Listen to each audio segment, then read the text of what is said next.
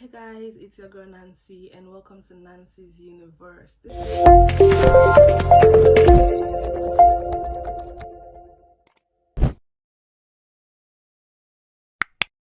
long introduction. This video is just basically going to be me talking about things that I did and how I structured my applications that made me, by God's grace, that got me accepted by all three universities that I applied to. There are things that I personally looked out for, that I looked for on the internet and I couldn't find, and there were other things that some of my friends who already made it helped me with. So I'm going to be pouring that out, and hopefully maybe if I have enough time, I'll try as much as possible not to make this video long, but you know what, let's get into the video. So right now I have the application checklist pulled out. What I did was I splitted my documents into two. First was the very important ones. These very important ones, I feel like you should have gotten them, or you should get them by the end of January. These are, in fact, for you to even start your application, you need these documents. The documents that I feel like you should have: your bachelor's degree certificate, your transcript, your English proficiency. You want to have your international passport down packed already. I know, just put it down. I know it's not on the list, it says optional, but you need it when you go to the foreign affairs, so have that. Your parents' proof of citizenship. I'm going to explain what I submitted. I submitted my mom's name, her national identification number, so I submitted that, and then I submitted my dad's vet certificate because my dad is late. That's what I submitted. Next important is your personal statements, your study plan, your letter of recommendation, your topic if you have, your awards and certificates. All of this are things that you can arrange later on, but the most important ones are the ones I explained first. Okay. Authentication at MOE, Ministry of Education, Abuja. You want to go there with your degree certificate, your transcript, your WAEC, because that's what I did, and then you take there for authentication. One thing that you can get from the Ministry of Education that I feel like people don't know, I don't know why people don't know it, but it's like you can get an English proficiency certificate from Ministry of Education. I think I paid 800 naira or 1000, I can't remember, but I was given an English proficiency certificate, and I was given another certificate that states that I was eligible to study outside Nigeria for a higher degree. Yeah, you can get that. So moving on. For the Ministry of Foreign Affairs, right, you want to go there with your parents' proof of citizenship, your birth certificate, your degree that you already authenticated, your WAEC authenticated, your transcripts, and your affidavit. I did an affidavit in a court. You can do this in any court. I did an affidavit in a court that states that all these documents are mine, right? It wasn't needed later when I got to the embassy, but I did that just in case, because I was just getting over prepared for it. And I also, another thing that I did was I got a letter from my HOD that states that stated that I was a student of the department from Uni Abuja, and I graduated from that school, from that department in that year. So yeah, when you want to start this application, right, all these documents that I have listed, you want to go to a cyber cafe. If you're, again, I did not go through the university track, so I can't say that. I'm going to just say what I did for embassy track, right? For what you want to do is, before you go to these ministries to authenticate in Abuja, you want to have one photocopy. If you're going to go through embassy routes, this is what I'm saying, you have to have one photocopy. What I did was I made colored photocopies. I know a lot of people say, oh, it's not that important, it's not that important. I just feel like colored looks like an original, so every photocopy I made was colored. So let's say this is your degree certificate that the original that you collected from your university. You are going to photocopy it, and you're going to take that photocopy, so that means you have one photocopy of your degree, one photocopy of your WAEC, one photocopy of your transcripts, one photocopy of your parents. You're going to photocopy your parents' proof of citizenship, one each of it. I don't know which one you're going to take. You're going to take your father, your mother. You're going to photocopy each one. You're going to photocopy your I also photocopied my birth certificate, and because how they are going to authenticate it is they will authenticate the original and authenticate the photocopy. They have to see, because you can't give your original documents, right? So they have to see the original to authenticate the photocopy, right? And then you will now take. Now another thing that I didn't know, but I found out, and it was God just did his miracle. But from the Ministry of Foreign Affairs, I don't know how to authenticate there. What I did was I just gave somebody money, because again I was late, because Uni Abuja showed me premium shege. I didn't get my transcript on time, but that's by the point. What I didn't go into the Ministry of Foreign Affairs to authenticate. I didn't do that. So I gave somebody money. When you go there, people ask you, oh, you want to da, da, da. At the gate, if you want to do that way, don't just give any random person. Make sure it's someone that works there with a. So I think I basically gave like 1,500 for each document. So in less than an hour, my document was out, authenticated. Moving on. Another thing that I didn't know that I had to do was getting a certificate of true copy, which was the reason why I had gone to get the affidavit. Because I thought an affidavit would stand. But if you are going to legalize at the embassy in Abuja, you would need to go to the Federal High Court. Not the Federal High Court that is opposite Millennium Park. There's a Federal High Court that is close to Secretariat that is opposite the Millennium Park.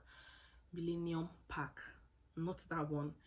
The Federal High Court that is at, I don't know if it's, I keep missing it, I don't know if it's Wuse 2 or Maitama, but that court, the one that is directly opposite NYSC, you will go there, you will tell them, I will put a screenshot of how the stamp looks like. You will tell them that you want a certificate of true copy. I think it's like 500 naira when I did, I don't know how much now. So what you're going to do is all the photocopies that you've made, not the original, all the photocopies that you took to these ministries, to Ministry of Education, Ministry of Foreign Affairs, that they have authenticated, you will take these same photocopies to the Federal High Court, and they will stamp it with a certificate of true copy, which means that this can act as the original. What I took there was parents' proof of citizenship, birth certificate, degree certificate, WAEC, transcript, affidavit, and my letter from my HOD. So those are what I took to the High Court to stamp the photocopies, right? They have all been, now we have authenticated all from all ministries. We have gotten our certificate of true copy. Another document that I added was, when I was going to the embassy, was the data page of my international passports. I added that. I also took the remitter receipts. I took that as well. I took my proficiency. I added it. It wasn't needed in the embassy, but I added it. So I took it to the embassy. You want to book an appointment via email, koreanlegalization@yahoo.com. You tell them you want to book an appointment. They will give you a day and a time, and you take your documents there. I don't know, I think I said it was going to be 6,000 naira. Then I don't know how much it is now. And then you go and you put it there, and it takes how long it will take to get out, right? So that is for the document. So moving on, personal statements. This is how I structured my personal statements. The personal statement from their instructions that are listed there. Please type in Korean and English. There's a space between 3 pages with the font. I cannot tell you how many times I went to check the font if it was in the new Roman that I was typing size 11. You see, for your personal statement, there are 6 instructions what you should write on, right? This was how I structured my personal statement. From my motivation, you want to start strong. You want to start strong. I'm going to insert my first paragraph so you see what I'm saying. You want to start strong. You want to start with something that grabs whoever is going to read it. You don't know if you're going to be the first person. You don't know if they're going to be excited when they see your documents. You don't know if they're going to be tired. You don't know if you're the last person. You don't know if they're pissed off. So you need something that would catch their attention, to make them want to read the next thing, the next paragraph, right? So another thing that I thought about when writing my motivation was to know my why. Personally, I feel like if you know your why, your personal statement would go smoothly. If you know your why, that first paragraph should have your why. I can't say this enough. Like, know your why. It's not just because like you want to come to Korea, you want to come and study. Know why. Why? Why do you think Korea is a place to study? Aside from even knowing why Korea is a place to study, why are you interested in the course that you want to study? What made you think, oh, I want to study this course now, and Korea is the best place for me to study it? What is the goal you are trying to achieve by studying this course, and also the goal you're trying to achieve by studying this course in South Korea? Motivation, right? Know your why, know your goal, start strong. Motivation, which you should apply for this program. For educational background, I know a lot of us would like to talk about like, oh, we have this struggling educational background, we struggle, da da da da da, and it's fine. But don't dwell on that too much. Don't dwell on that too much. Talk about it, say it, but don't build too much on it. I've seen a lot of personal statement where people want to say educational background and then they drag how they struggled. You are dragging it. I get bored easily, so I judge myself like that. I critique myself based on how I am as a human being. I get bored very fast, so things, you keep it moving. So say it, but don't stretch it. Talk about how, though it was challenging, you pushed through it. Talk about how you pushed through it. For me, I had lost my dad. I had lost 1 year in high school, so I graduated in 2010. And after I graduated in 2010, there was no funds to go back to school, and so I stayed back at home after high school for 7 years straight, and then went back to university in 2017. And I also talked about how, so I didn't necessarily build on the struggle and stuff. I just talked about how from 2017 I knew that I had to hustle, to work, to to school. So I was working and I was schooling at the same time. And even though it was challenging, working and schooling helped me to learn about like time management, leadership, all of those stuff. Like, what is the positive thing that came about the challenge? Put it inside. It just gives them that oh, this person is resilient. Because I was running a business, I was running a dance company while I was studying, and so that is how I still navigated my way into like significant experiences that I have. So you see, you have to kind of like make it connect somehow, right? Make it connect. So I kind of like talked from there. I talked about how even though I didn't have time because I was working and I was schooling, I still had time to join the UNESCO club in my university because I wanted to do this. I think I should read my personal statement out, but that will be another video because I feel like this is getting too long and I'm talking so fast so that the time does not go. But let's move on. So I spoke about that, and I spoke about how I had so because I said I was working and schooling, I had to tell them what the job was. So I told them about like how I was a social media strategist, how I was an entertainment operation manager, how I was running a dance company, and then kind of like navigated my way from having a dance company into significant experiences that I had. How through being a creative, I was able to work with so and so, this embassy, the Korean Cultural Center, how I got to teach the ambassador's wife, how I won K-pop dance competition twice. Like, I just kind of like navigated it. And then now the next thing says person or event that had a significant influence on you. I can't remember. Should we pull that up? Let's pull that up and see what I wrote on that, because I have my personal statement literally written here. So that question, this was how I answered it. How I answered it was, in this chapter of my journey, the pivotal event that shaped my responsibility and life choices was the untimely passing of my father. And so I wrote on that. So you have to look at those, whatever they ask you to, like the things that you should write on, and have like a line and then build on it, if that makes sense.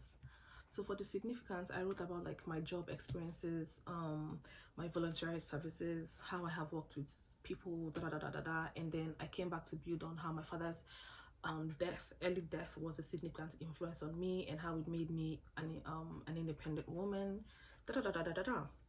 Now, if applicable, describe awards you have received, all of this, if applicable, I put it in the significant experiences that I have had.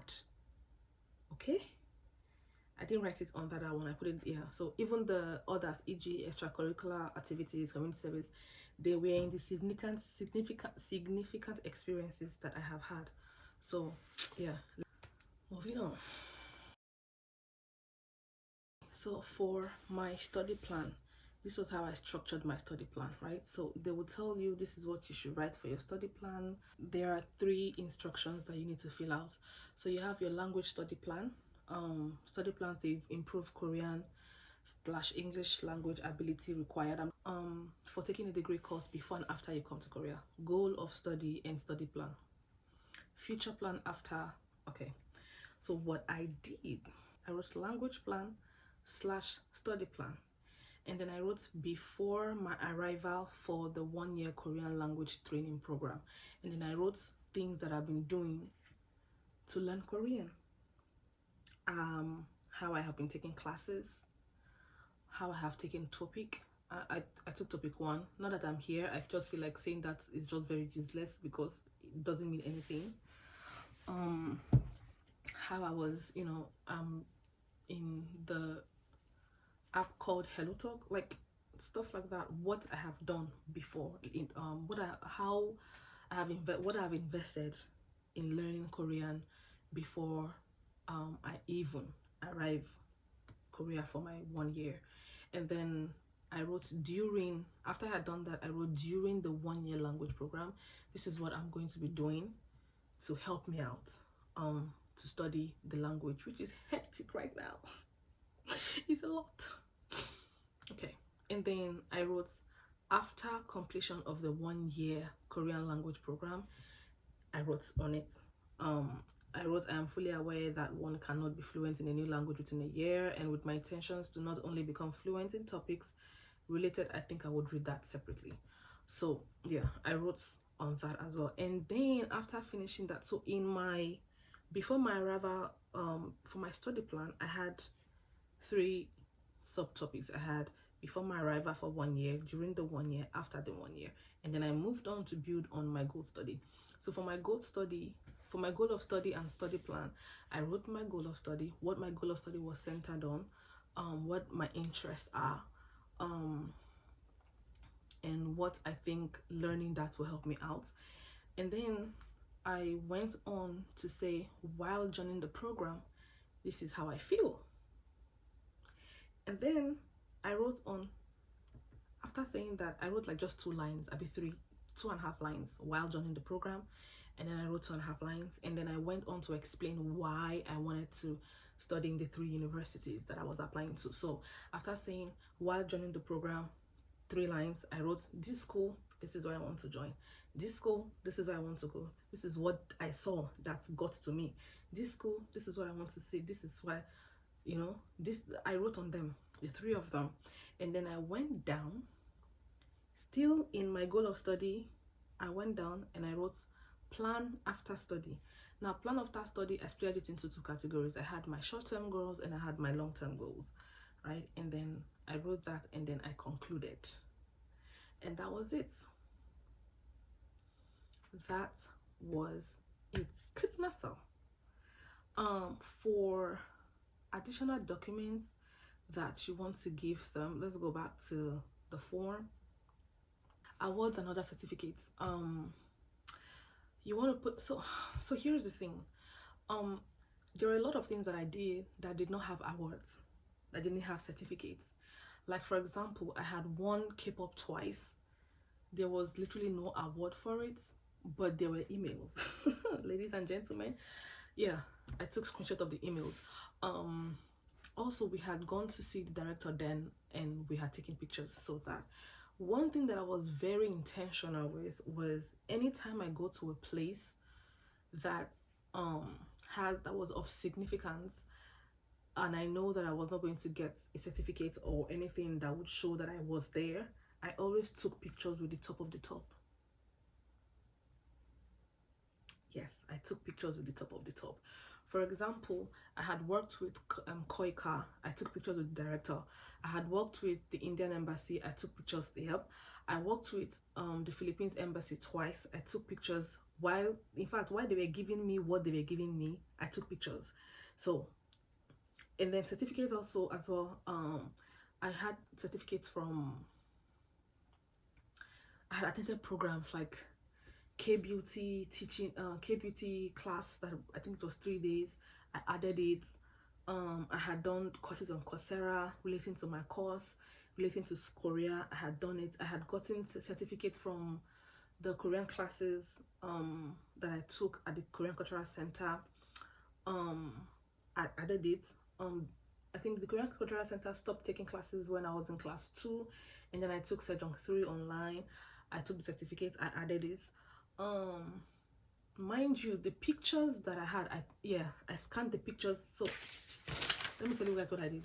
So on a plain sheet, I scanned the pictures and wrote what it was, and I wrote, yes, I added pictures and wrote, I was not going to take any chances, and then I wrote pictures. That's how I submitted like all those other documents. When I did when I had the opportunity of working with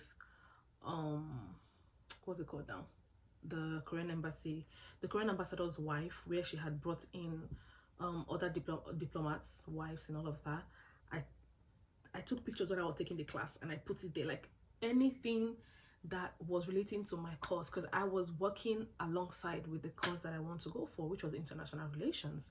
So if I know that I was not going to get anything handful, a certificate or something that I can say that yes, I went there, I will take picture with the top of the top. When we went to Korean National Day, I took pictures with the Korean ambassador. Like these, because even if you're going to say that in, even if you're going to say all of these things in your personal statement, where are the evidences? So yes, the pictures, I added it. In fact, I added it. It's not here, but I added it. I wrote pictures so that they would know, and I added it to where I put award and certificates, right?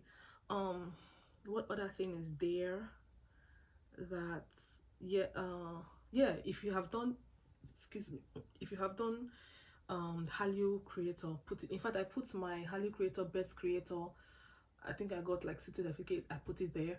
The certificate of appointments, Hallyu creator, I put it there. K influencer, I got it 2 years, I put the documents there. I put the honorary reporter, so just put it. Now this made sense to me because I was applying for international relations, right? If you are applying for something else, make sure you have documents to prove that you have been working, you have not been idle. Please put things there to show that you have. It's better to be prepared and get it one time than to not be prepared and just keep wasting money, because let me tell you, it's not cheap. It is not cheap. Moving on,